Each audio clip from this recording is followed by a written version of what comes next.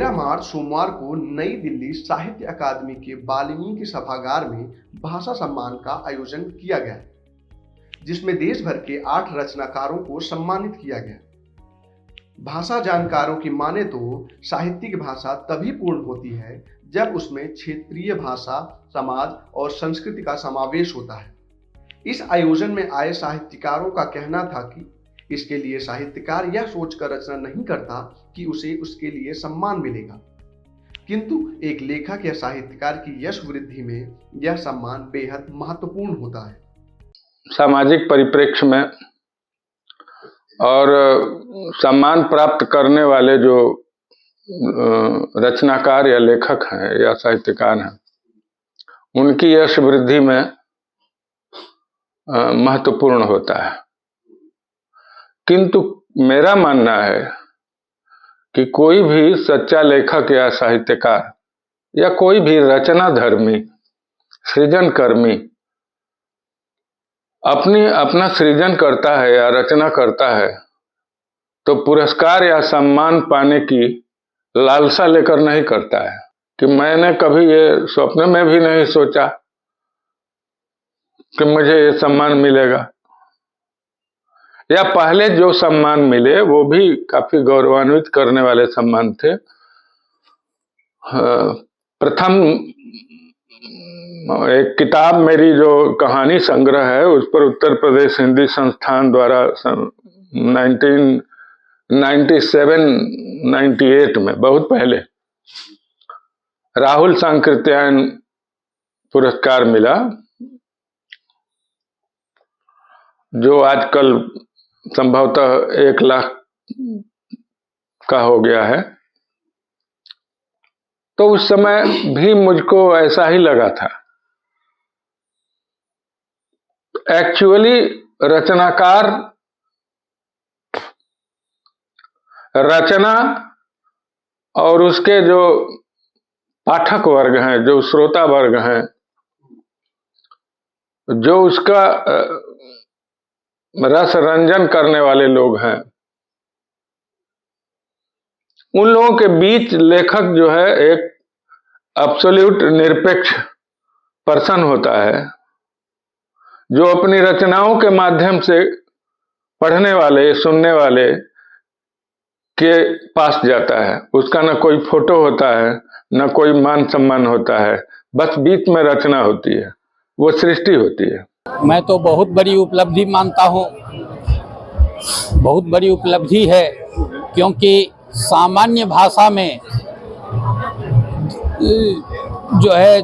जो अकादमी की प्रक्रिया है, 4 पुरस्कार मिल जाता है तो एक सीमा रहती है, परंतु भाषा साहित्य में मिलना उसकी असीम क्षेत्र हो जाता है। तो उस क्षेत्र में से आ जाना, चयन हो जाना, यह बहुत बड़ी उपलब्धि है। इस समारोह में जिन साहित्यकारों को भाषा सम्मान से सम्मानित किया गया, उनमें पूर्वी क्षेत्र से भोजपुरी भाषा साहित्य की समृद्धि के लिए डॉक्टर अशोक द्विवेदी जी को सम्मानित किया गया।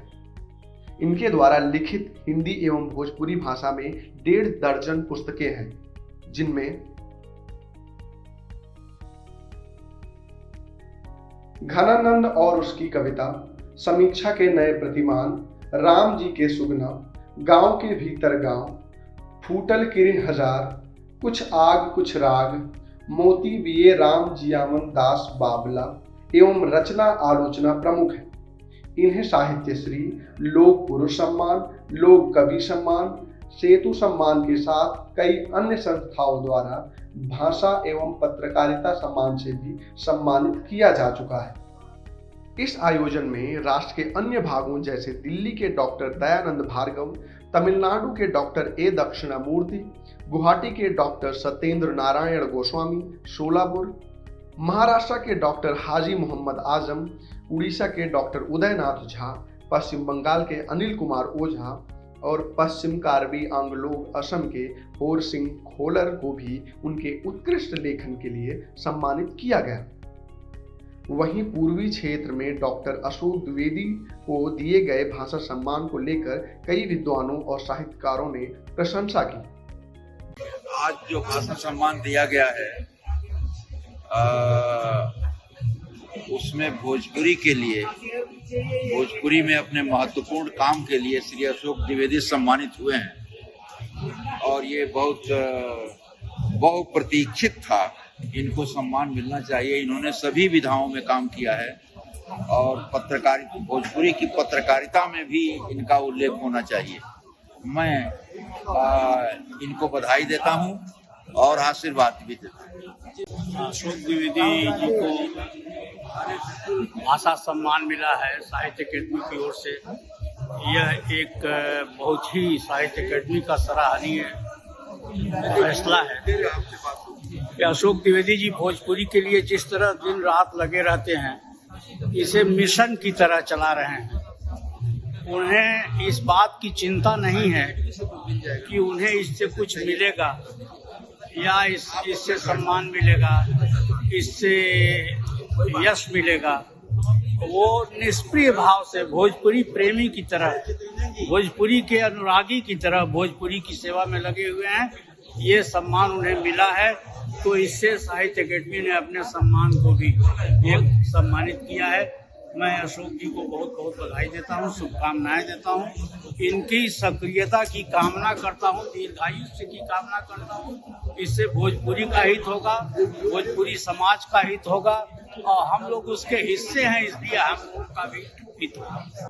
इन साहित्यकारों की माने तो अपने अपने क्षेत्रीय लोक भाषाओं में साहित्य की रचना करने का मकसद लोक भाषा की स्वाभाविकता में ज़्यादा से ज़्यादा लोगों के बीच पहुंचाना और ये बताना कि हमारी हिंदी भाषा का आधार ही लोक भाषा है। इनके मुताबिक हमारे देश में जितनी भी भाषाएं बोली और लिखी जाती हैं, उन सब की जननी संस्कृत भाषा है और इसी संस्कृत भाषा से ही लोक भाषाओं का जन्म हुआ, जिसने धीरे धीरे हिंदी भाषा का रूप लिया। 70 वसंत से ज़्यादा देख चुके इन साहित्यकारों ने बताया कि सृजन या रचना भी एक तरह की कला, पूजा और साधना है जो निष्ठापूर्वक करनी पड़ती है। मैंने 1975 में 1975 में काशी हिंदू विश्वविद्यालय में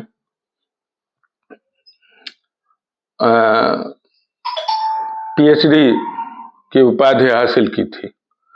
तो पढ़ाई के दौरान मुझे जो मेरे वरिष्ठ जन थे, अग्रज थे उस कालखंड के, उन लोगों ने मुझे स्नेह दिया और उससे मुझको प्रेरणा मिली। तो मैं ये मानता हूं कि अगर नई पीढ़ी या नए रचनाकार भी अपने वरिष्ठ जनों और अपने अग्रजों के प्रति सम्मान भाव रख के कुछ सीखने की भावना रख के आएंगे तो निश्चित उनका भी विकास होगा। मुझे याद है कि जो तत्कालीन समय के बहुत राष्ट्रीय स्तर के साहित्यकार थे वाराणसी में, और मेरा विभाग भी पूरी तरह संपन्न था विद्वानों से। अब उन लोगों का संपर्क और सानिध्य जितनी आसानी से हो गया, वो सिर्फ इसलिए हुआ कि हम लोग विद्यार्थी बन के उनके पास गए, हम लोग विद्वान बन के नहीं गए उनके पास। तो जो भी विनम्र भाव से जाएगा तो उसे मिलेगा ज्ञान, उसे प्रेरणा मिलेगी। क्षेत्रीय भाषाओं के सम्मानित होने से यहाँ आए सभी साहित्यकार बेहद खुश दिखे। हालांकि इस बात को लेकर कुछ लोगों में कसक नजर आई कि देश के सबसे ज़्यादा बोली जाने वाली राजभाषा हिंदी पर आज भी अंग्रेजी हावी है। इनकी माने तो इसके लिए बुनियादी तौर पर कुछ सार्थक कदम उठाने पड़ेंगे और पूरी व्यवस्था को इसके लिए प्रयास करना पड़ेगा।